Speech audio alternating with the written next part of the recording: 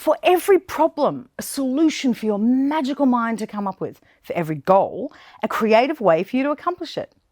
As Gene Wilder says, want to change the world? There's nothing to it.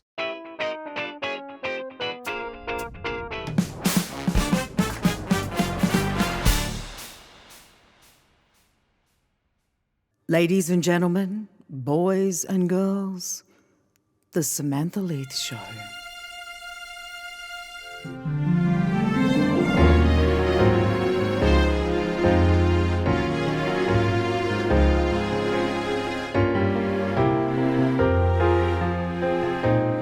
Want to change the world? There's nothing to it.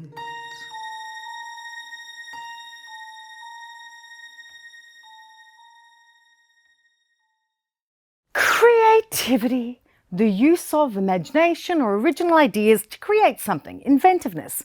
Thanks to Google and Oxford Languages for that definition. So what does that actually mean for most of us in our real world experience?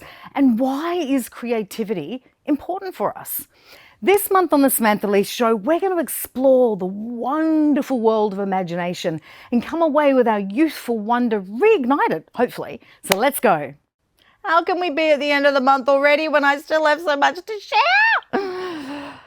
Here are some things that will help you in your creative mind. Draw. Yep, doodling is included. Exercise, daydream, be curious, take time for play, dress-ups included, and any mindfulness technique. Declutter. Yep, a cluttered space leads to a cluttered mind, people. Get amongst creative people and things. Document your life, brainstorm, keep a problem or ideas folder. Get in nature, play music that inspires you.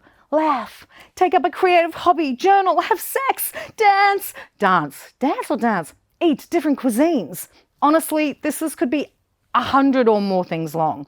The reality is to do things that make you feel good, inspire you, connect you with thought or challenge you. Do anything and everything that helps your self-knowledge. Do anything and everything that gives you a space for creativity. Who knows, maybe you could be sitting in a cafe in Paris and come up with a great idea for rideshare. Oh, hang on, Uber already did that. Anyway, now I'm sure you've heard about left brain, right brain. Right brain, creative, artistic, emotional, imaginative, non-verbal. Left brain, logical, linear, verbal, analytical, numerical. That's a lot of ills. This one or the other thing is a myth. We actually need both sides of our brains. Yes, there are some functionalities that are more in one hemisphere, and if you have a head injury or stroke or something, it will impact certain region and the corresponding functions like cognition or movement. But as we've discussed along so many episodes, we can work on improving these areas in our brain thanks to that whole neuroplasticity thing. Want to get better with languages? Study one. Want to improve physicality? Exercise. Keeping our brains healthy helps all of it, from creativity to memory. Someone's got to remind me I've got to work on my memory because mine's crap. So be mindful, yes, all puns intended, of your brain. Eat well, exercise, sleep, use your mind. Now, we don't actually talk about rest and sleep enough. Seriously, I need 8 hours and I can't nap. I don't function well without sleep in any area of my life, yet I can't seem to get that pep that other people do from naps. When I try, my mind wanders, and next thing you know, I'm trying to solve world problems. Oh my gosh, look at that, the power of imagination. I've always thought, and I think I've said this before on the show, if they can think of a way to fake something in a movie, surely it's just a matter of time before they can do it in real life. We're like that. Everything is first a thought. Then it's brought into reality. Our goals and our dreams are just that. You can't dream big without tapping into your creativity. Goal setting needs our creativity. Think about it. First, you need the dream or the goal. Then you need the steps to get there. Then you need to be able to deal with the obstacles along the way. And you have to be okay with failure in order to start. So in the worksheet for the month, there's a section for your current goals. You can also download the goals worksheet on the freebie section at samanthaLeith.com or search goal and watch any of the previous episodes on goal setting on the site. Oh, that was a tongue twister, wasn't it? I want you to find some time and space to do this. Take each goal and look at it with a new, more creative lens. Free write in the most descriptive way you possibly can about the goal. Use words that make you feel, see, smell that vision. Get it there, experience it so it's already happened. Now, if writing isn't your thing, maybe you want to doodle your goal to life. Go for it. Whatever floats your boat. Just please don't do this electronically. There's magic in connecting our hands and our brains to this work. Then I want you to go back over the steps you need to take to achieve the goal.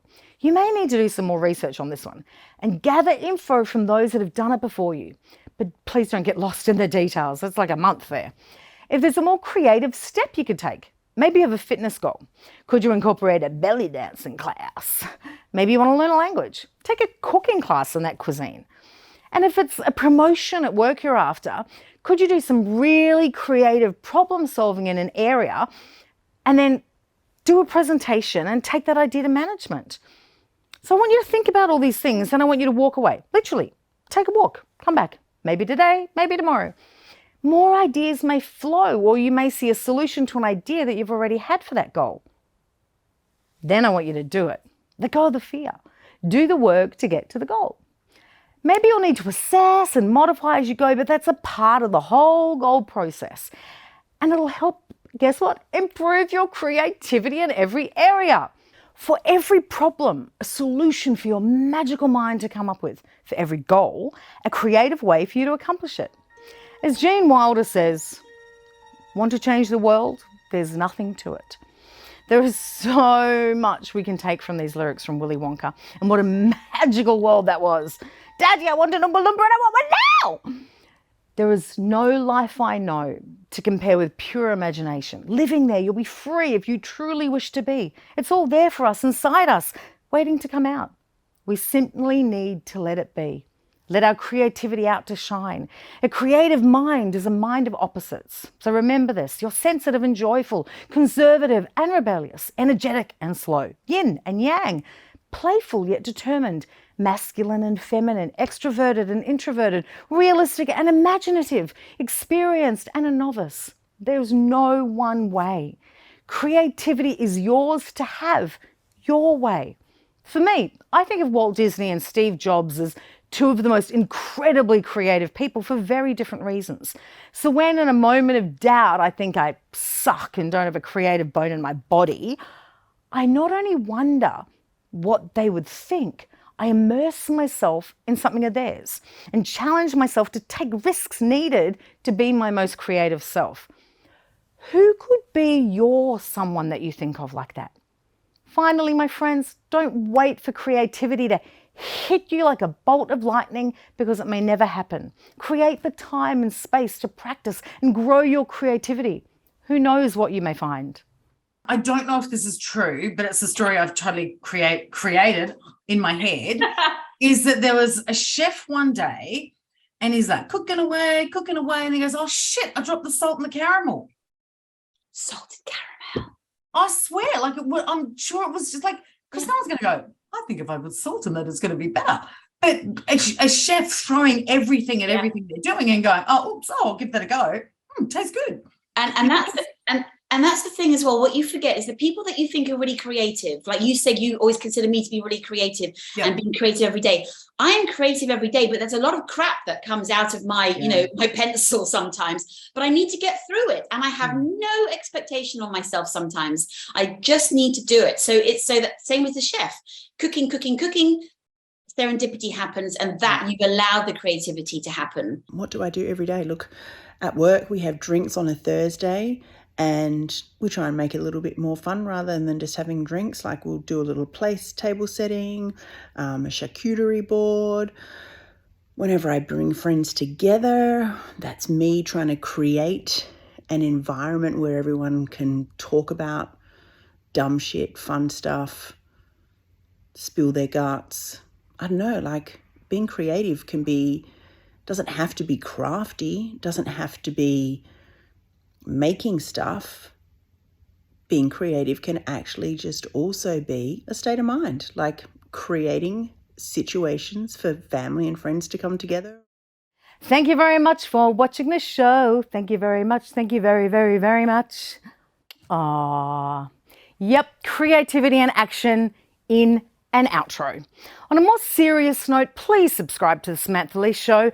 And this week, please do something wildly creative. Share it on Instagram and tag me at Samantha Leith and I'll cheer you along. Now go, be extraordinary because I know you are.